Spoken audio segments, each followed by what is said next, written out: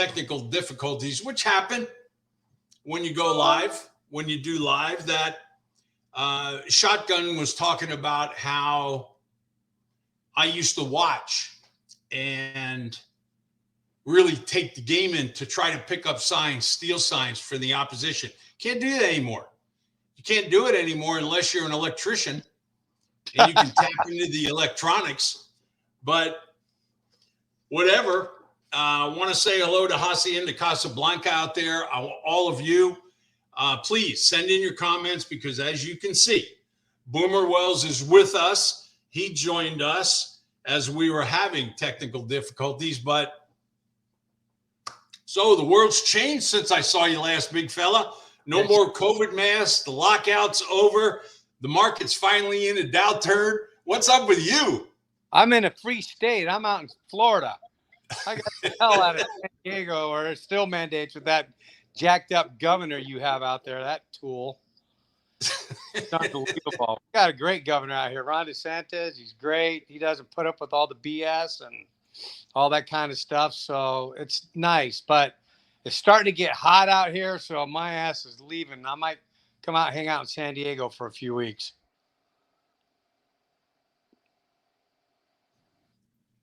It's 82 degrees in Florida. Yeah. So it was raining yesterday, but today was really nice. It was a nice day. It was probably high 70s today, a little breeze. So it was good. I just got done with a golf tournament, little member guest.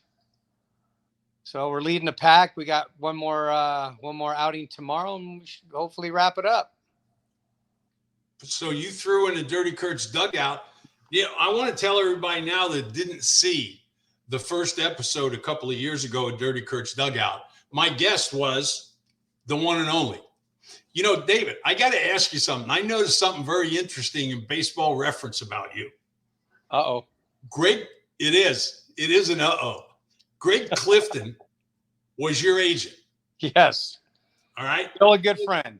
And then Greg Clifton / Nina Wells, the former Nina Fisher, became your agent. And it's no coincidence, folks, that Nina Wells is Boomer's beautiful wife. But tell me what the deal is with that. So Nina became your agent along with Greg, who was an old friend. Still is a friend, but we just went through a transition. It was the end of my career. We're like, you know what? She goes, I could do this. So I'm like, all right. So I talked to Greg. Greg's like, fine, no problem. And we did it. So, and I signed back with the Padres. And Kevin Towers got really nasty and crafty with Nina, and it sent her in a downward spiral. I had to bring Greg back in. But it was bad. Kevin did that was very cool what Kevin did. And you know, but you know, you got to look at it as a business. And he tried to force her hand and just intimidated the hell out of her. And you know, but my wife, she's a tough cookie. She's a hard worker. She's very intelligent. She understands the business to a certain extent. But we're like, what the hell? Let's just try it. You know, it's probably my last year or two. And I ended up playing, 3 more years after that. So I ended up getting back with Greg and working on some stuff. And we ended up having 3 good years out of it. Can you imagine with the nasty stuff that was said about players in arbitration, what her reaction would have been if she would have went to an arbitration hearing for you? Dude, it would have been, yeah, that's not a place for women. I don't think that's women. You know how dirty it gets in there. Oh, boy. Dirty Kurt's dugout.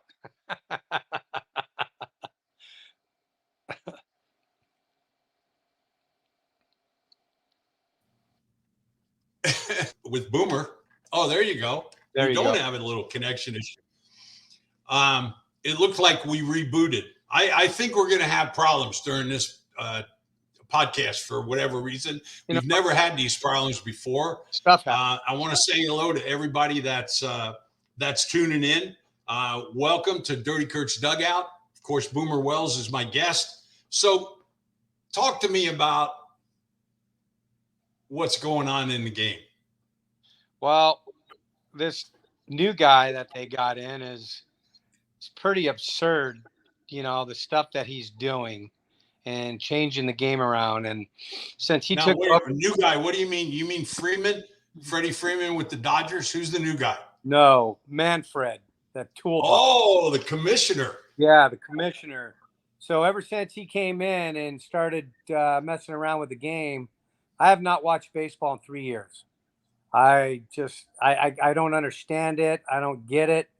The integrity of the game is, to me, is going the opposite direction. I'm sure all the baseball greats, Babe Ruth, Tiger, all those guys are probably turning in their grave, with some of the stuff that this guy's implementing and all that. And and don't get me wrong, I'll probably come back to the game when he when he leaves. I'll probably come back into the game and watch it and take part of it. But it's just really tough to watch baseball right now, just because I was brought up. I followed in your footsteps, in your era.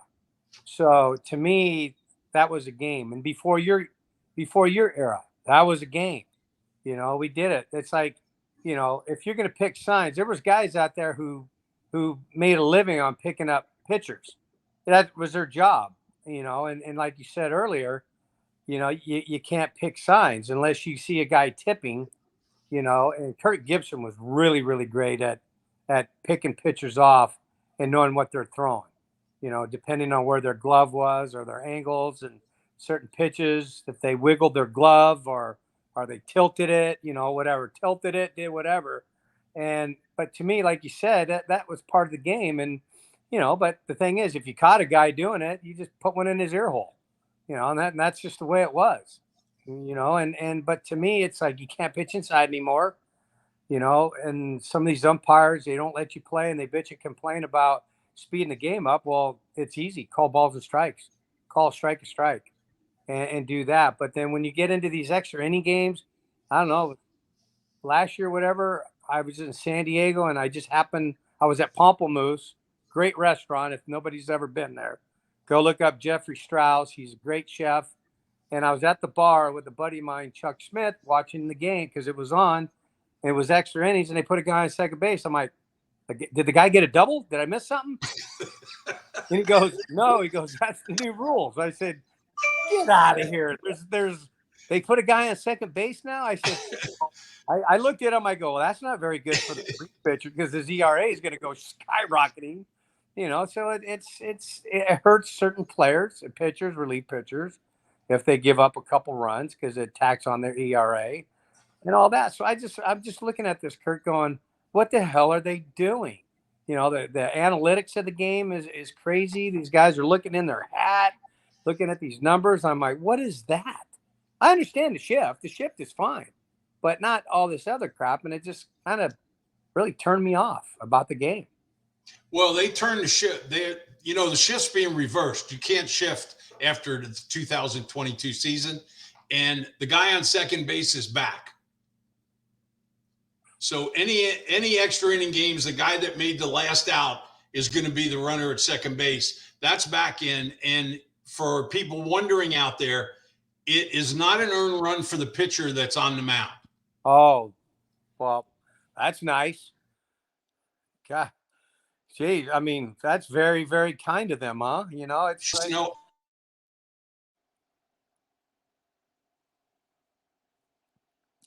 Camille Lynn joining us for the first time. I love it. She wants to know what about making the bases bigger? I don't have an answer for you. Maybe David does.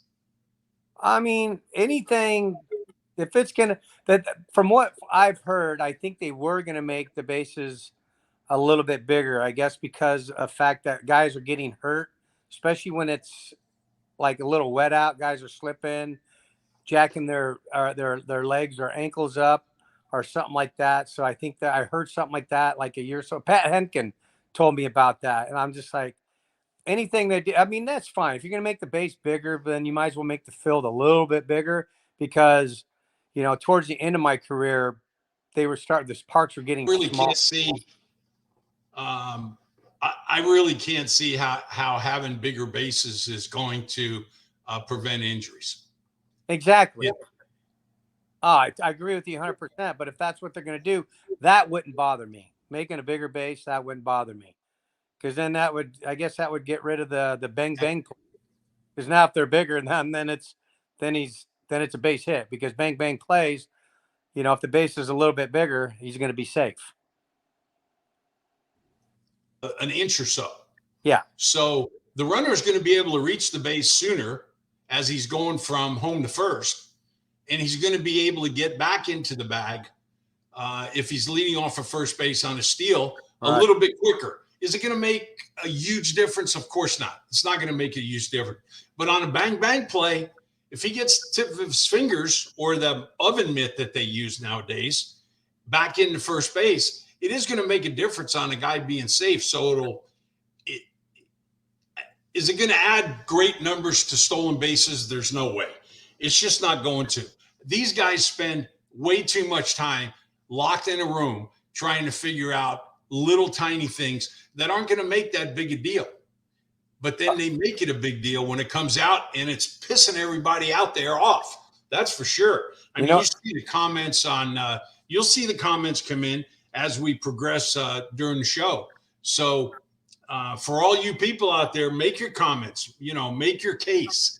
If you think that the new rulings are something that shouldn't be there and that they're just making changes to make changes. I think they're all in that back room drinking the bong water is what they're doing. So you win 20 games for the Blue Jays in what, 2000. Right. 2000, yeah. You pitch a perfect game. 98. For the New York Yankees in 1998. Do you have look how high you are. Look at that. Could you jump that high? There's no way you can jump that high now. Dude, back in the day, I can one step and slam dunk. I had some vertical. So is that your biggest thrill in the game? I mean, yeah, it is. I mean, obviously, you play to go to the World Series and do that. That was great. But in Toronto, it just didn't feel – it was great to win a World Series. But, when you don't feel like you're really part of the team, you're doing your stuff. And back then, I mean, that's my own, version of it. And I've had debates with people on that, especially people in Toronto. But, we had such a good team. But I just did not enjoy the front office of the Blue Jays. I enjoyed my team, the city. It's great. But, until I threw that perfect game, it blew that 92 World Series out of the water because it was just, I did my part in that game, but I had the other guys behind me making great plays and doing that. And, there's only 23 of us in the history to do it. So, yeah. But that 98 World Series was pretty special, too. So, again, Hacienda Casablanca, David eats at Pamplemousse up in North County, and I'll go in there every once in a while when I've saved money for about 4 years. No. You want to go somewhere better? Go to Hodad's in OB, dude. Oh, Best yeah. burger in the world. Best burger in the world. Well, Hodad's is always out on the golf course during your golf tournaments. And you know how good they are. You also go to Hacienda Casablanca in El Cajon, 700 North Johnson. I also want to send a shout out to Tom Drake, your neighborhood Chevron dealers, for the card that they provide us so we can give them to you on our trivia question. So listen carefully because you don't know what question that we're going to pull out of the air. So when you look back on things and see the number of games that you've won and just where you are in the history of the sport, you got to be a pretty proud guy. I am. There's no doubt. I mean, I had a great career. I mean, I enjoyed my career. The competition was just so good because when you're pitching against these teams in the American League East that were, just studs. The Red Sox. You look at Cleveland Indians, who scored over 1,000 runs. That's pretty tough to do during a season because they had such a tremendous offense. But to pitch against teams like that was phenomenal to me because that puts me on the map as a pitcher getting these guys out. When you're doing it on a regular basis and putting, you know, winning streaks against certain clubs that are good hitting clubs, that raises eyebrows because then now you're a wanted man because if there's free agent and you're like, for me, I was a Yankee killer. So you can see they don't have good internet. What's that? I was just telling you froze for a minute. So I was telling the people that the ocean in Clearwater, Florida doesn't have good internet. I'm at my son's condo. He's up at school right now, so I get some peace and quiet over here tonight. But no, I mean, internet's good here. It's on your side, to be honest with you. But my career was great. Here's the biggest part of my career that really irks me is I come up as a starter, and I had 2 starts, and I lost against the Yankees, and I my debut was against Ron Guidry, my idol, and they were in first place in the American League East, and Kansas City Royals was in first place in the Central. So my first 2 starts were against those 2 guys, and I lost 2, and I get sent back down, and then they bring me back up as a reliever. And I'm like, are you kidding me? I'm a starter. So I had to go through that whole routine. Then you get in a doghouse. You don't pitch for 20 days. Then they expect miracles out of you instead of just leaving me as a starter. So 6 years, I sat in that bullpen in Toronto for 6 years. So so you tell me in 6 years as a starter, how many wins do you think you would get in 6 years? At least 10 a year, right? If not more. Yeah, you would think so. I mean, I didn't even realize that. That puts me over 300 wins.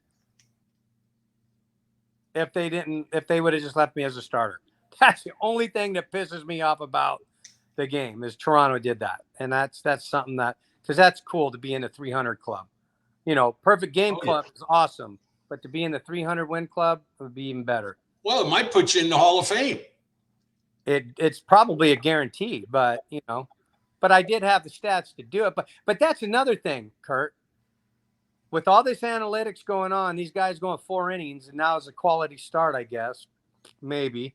But who the hell are they going to put in the Hall of Fame in the next 10, 15 years in baseball? Pitchers. Who are they going to put in the Hall of Fame? There's not any. I don't see any starting pitch. You're right, and it's going to be crazy because to me, there's nobody there. You're not unless Kershaw, Max Scherzer is probably going to go in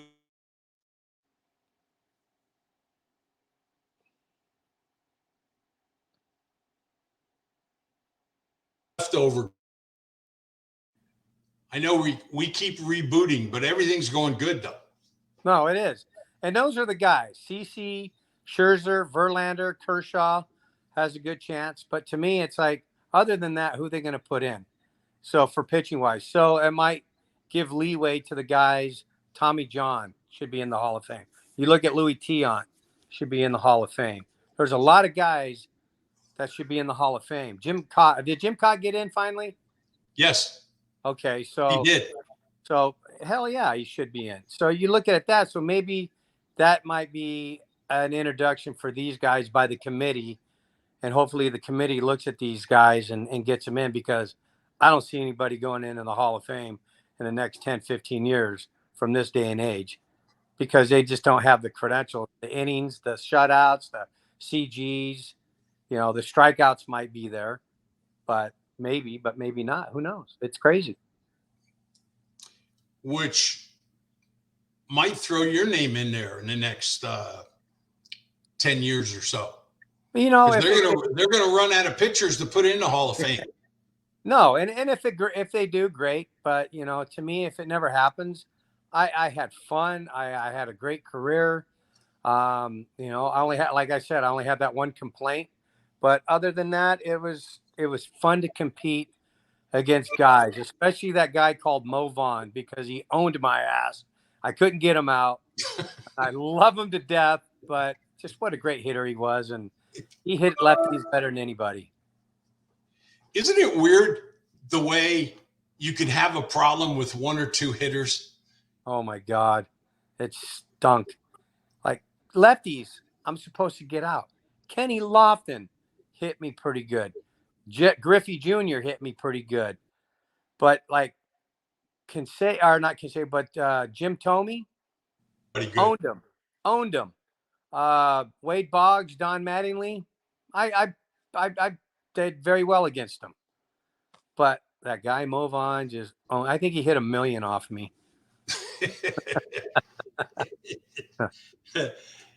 You know, Dave, I really appreciate you coming on. I know you rushed after your golf tournament down in Florida. Hey, good luck tomorrow. Hit him straight, and hopefully we'll see each other soon. When you get out here, give me a holler. No, I would love to. I'll be there in June. But let's get a petition and try to get this Manfred guy out of there. He's ruining the game of baseball. Okay, wait a minute. So Tom Zacco, one of the listeners, just came up with something that I got to check with you. Because can you read that across your screen? I don't know, man. It says while on the Dodgers. While on the Dodgers, Dave once beat out a bunt for a base hit. Yes, I did. Yes, I did. And I remember that. Yes, I did. That fat SOB could get down the line a little bit. Even though I was a big guy, I could still run, and I did beat it out. So that was a proud moment for me. So was it an actual bunt for a base hit that you tried? Yes, it was. I think it was Al Fonseca. I bunted down to third, and I just beat it out. I pulled my quad, but it was all right. I pulled my right quad. I couldn't. So I go out there after we got out, I went on the mound. So I was doing my warm-ups. I couldn't lift up my right leg. I can only lift it maybe a half an inch. I'm like, what's wrong with my leg? I couldn't move it. So I slide step, and I beat them. I beat the Mets. So it was great. I slide stepped everything. You went 4 or 5-1 your last year with the Dodgers. I did. I tried. You were done. So take that, Toronto. Exactly. Right. Exactly. So, but to me, it was like I tried to play after that, but nobody would give me a jersey. They ripped the jersey off my back, Kurt. Yeah. What about Andrew Miller? You know, he served on the Players Executive Board for this recent negotiation, and he was a free agent. Got no phone calls. He just retired. Is this actually the bunt base hit? Probably. Probably. It's in a Dodger uniform. Is that Shea Stadium? You know what? I think it is. Yeah, then that was off Al Fonseca. Yeah. The guy had 6 fingers and 6 toes. That guy. So yeah. Now, I don't know where producer Joe came up with that shot, but that's pretty good right there. You know what? I always see when you got great stat Mastersons, they can pull up anything. Yeah, I can see that. Oh yeah. But as usual, I want to thank you. I hope your move down to Florida is a good one. I know that. You've been there about. I got here January. I got here January last year. Okay. So I've been here for a little over a year, but I came back last May to pack my house up and moved out to Florida. So. Well, I hope you like it. Now, you get a little too hot. It must be like 80, right? Yeah, I like it until the summertime, and then I get the hell out of Dodge. Too hot. All righty. Well, before we lose everything on here, I'm going to let you go, and I'm going to say goodbye to all the folks that watch this show. Thanks, David.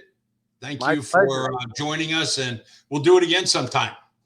Anytime, man. I love talking with you and going back and bringing stuff up and giving good stories to your viewers and your listeners.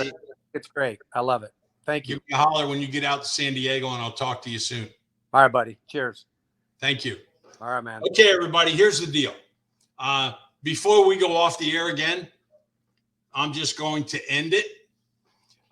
Don't forget the Lacima Oil trivia question, Chevron,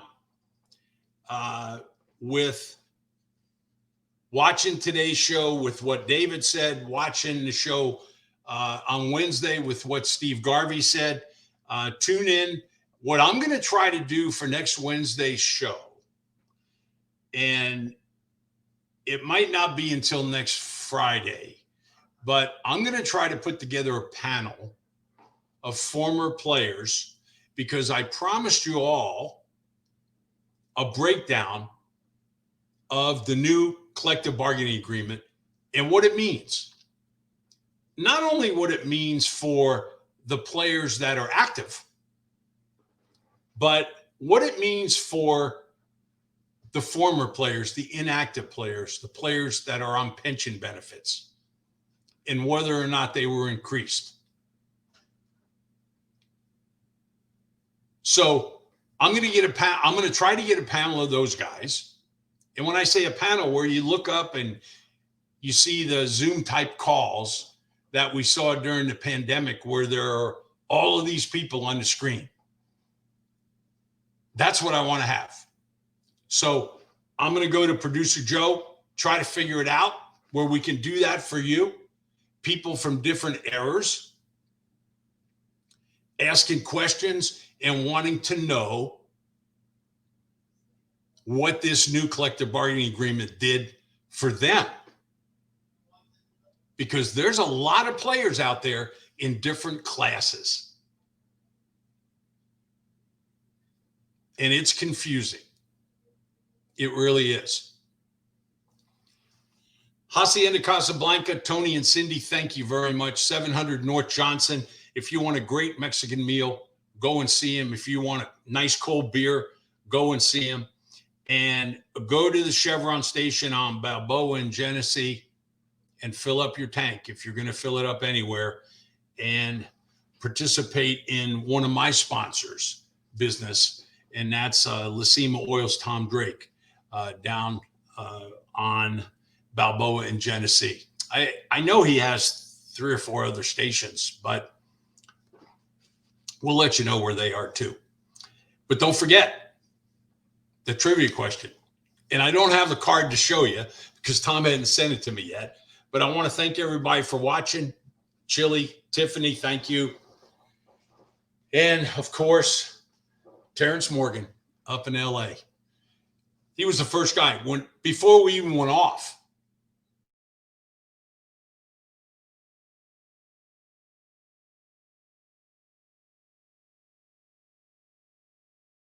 He was the first. I knew it was going to happen again. I don't know why that's doing that. I don't even know if you guys are seeing it. But I'm seeing it here. I'm seeing the screen go blank with the little rebooting thing happening. And I don't want that to happen anymore, especially if you guys are seeing it. But Luke Voigt, the guy acquired by the Padres from the Yankees, called Yankee Stadium a doghouse. And he's not talking about being in the doghouse, because he was treated well by fans in New York. He's talking about just calling the ballpark a doghouse. That's what he said. You know, there were supposed to be 3 guys that were supposed to vie for the 5th starting spot here in San Diego for the Padres. And that was Chris Paddock, Weathers, and Nick Martinez. Well, Paddock and Weathers got blown out by Martinez in his first start, as Paddock gave up a home run and Weathers gave up a couple in their outings. Nick Martinez pitched really well.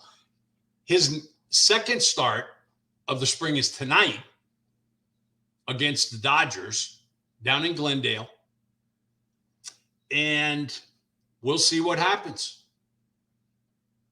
Julio Urias, or Urias, however you want to say it, is on the mound for the Dodgers. The game's probably going to be televised, so it'll be something to watch tonight. And there's a couple of guys swinging the bat pretty good in the Padre camp, and that's C.J. Abrams, who is vying for a spot. We all know, we've heard about this kid. He's one of the top prospects in baseball. Well, he's hitting over 400 with a couple of dongs, and he actually lost one day when the umpire made a wrong call. He hit a home run, and the umpire called it foul. I'm going by what has been said out of the Padre camp, and naturally, there's two sides to each story. But they swear that the ball was fair. You know what? I can believe it, and it's no big deal. I'm not calling the ump out for it. The Arizona sky in the spring, folks, is a tough sky to see a baseball sometimes. And sometimes you lose them. They talk about a high sky. Well, Arizona's got a high sky. The other guy swinging the bat is in the lineup tonight, Jorge Alfaro. He's got a couple of home runs also. He's in the DH role, of course, the catcher. And we'll see what happens as the spring progresses. Remember,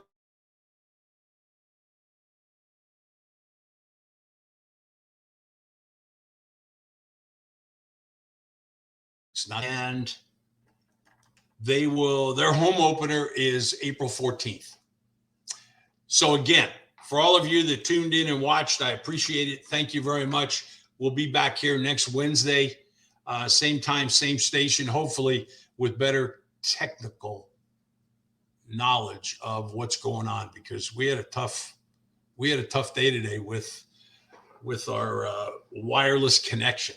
So hopefully we'll get that straightened out for you, and we will see you next time. So until then, thank you, everybody.